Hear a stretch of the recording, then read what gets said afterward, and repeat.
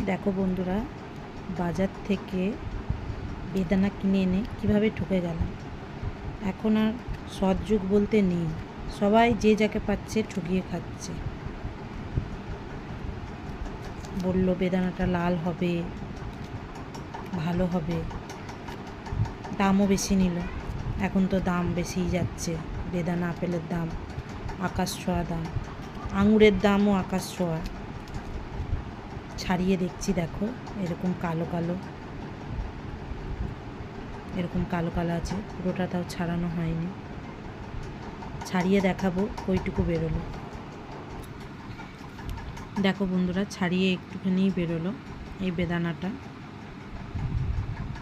কী বলবো, দাম দিয়েও জিনিস কিনে ভালো জিনিস পাচ্ছি না।